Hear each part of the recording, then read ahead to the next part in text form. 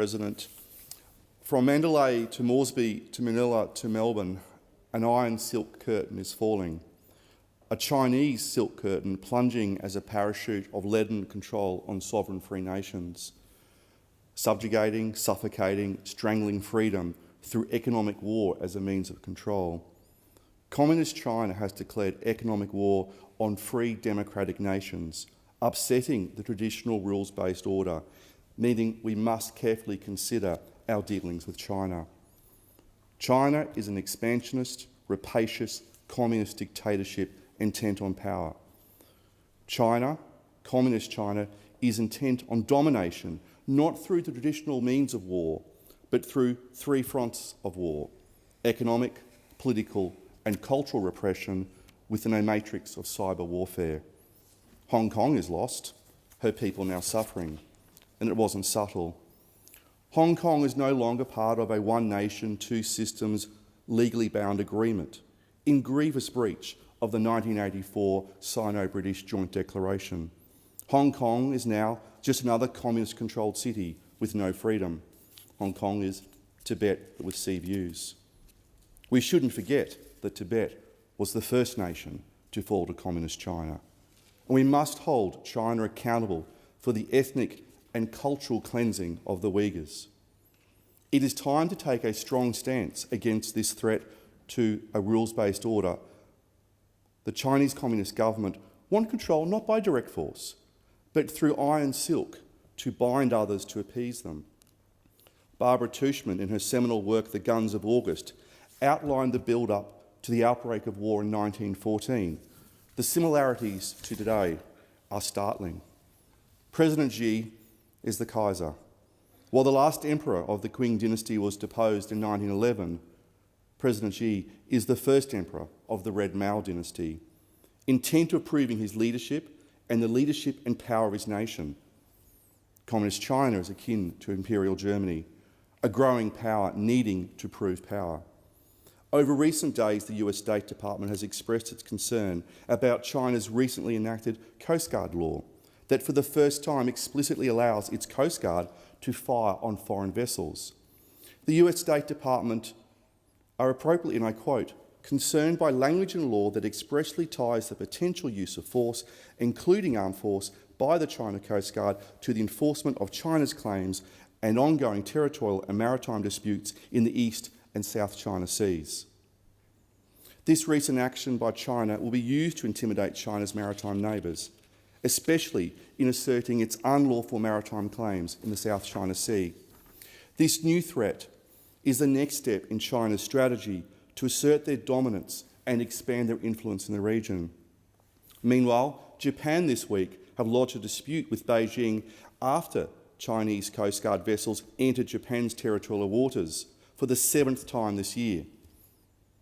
China have proven to us time and time again they are more than willing to hide their actions from the rest of the world, whether it is the ethnic and cultural cleansing of the Uyghurs or the COVID cover-up in Wuhan, all while trying to exert influence over other nations, particularly those within the South Pacific, those nations of which we have a great responsibility to. As their neighbour, we have done much, but we need to be doing much, much more to be strengthening our strategic position, not just in Papua New Guinea against the influence of China, but across the broader Indo-Pacific. As we saw with Kokoda, New Guinea is the gateway to Australia and must be protected, not just because it is in our strategic interests, but because it is righteous. Throughout the world, we have seen China, the so-called developing nation, remarkably grow and expand their influence. I can recall backpacking in Ethiopia in 2007, seeing Chinese work gangs building roads in the hills. My concerns have been building for some time, and these concerns are shared by Queenslanders. And I know I'm not alone in expressing my concerns about the rising influence and subtle aggression of China, particularly within the Pacific region. Over time, China has slowly increased their influence and control over nations and global organisations. This is a clear step-by-step approach to the economic, political and cultural subjugation of sovereign nations. As is becoming alarmingly clear, Where China's overtures are refused and influence rebuffed, the Chinese Communist Party is prepared to flex China's economic muscle to exert pressure on other nations, including Australia, or pass laws within Beijing that give Chinese Communist Party authority to exert significant force in any territory it deems to be its own. China used COVID as an alibi for their takeover of Hong Kong, the first COVID casualty. And I think it is very clear who is next: Taiwan, which will be one of the greatest tests for the free world, whether we stand on the side of Taiwan or sit back and let freedom die on that island nation. I warn my fellow Australians that we've already allowed Hong Kong to be the 21st century's Czechoslovakia. We cannot allow Taiwan to be Poland in 1939. We must stand with the free people of Taiwan. This expansion and ability to make demands over so many nations means China is not only strategising for global leadership, or better put, perhaps dictatorship, but seeks to position itself as a price giver, not taker, using generous initiatives under the guise of development to later use to expand their interest or assert dominance. This form of economic slavery through the hire purchase of nations must be combated, especially within the Pacific. Trade with China we must, and we will, and we shall.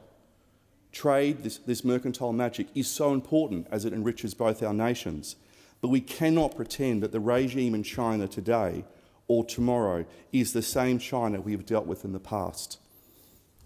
Agents of the Chinese Communist government launch regular cyber attacks on Australia. I speak to you from the Parliament of Australia, which has been under cyber attack from agents within China. This Parliament has been desecrated through cyber attacks by Chinese Communist government agents. We've seen our economy attacked sector by sector. We've seen Chinese agents attempt to buy influence in political parties. Our universities have prostituted themselves. If there is a light to be found, or a glimmer of hope for liberty, freedom and democracy, it is that the world is waking up to this red dawn. Beacons are being lit, bells are ringing. The Quad of Australia, India, Japan and America must quadruple and quadruple some more. We must continue to support our neighbours in the Pacific. We must stand with Taiwan. Our friends are our mates, and our friends' friends are also our mates. We must continue to strengthen our relationship with our mates around the world. We cannot beat around the bush.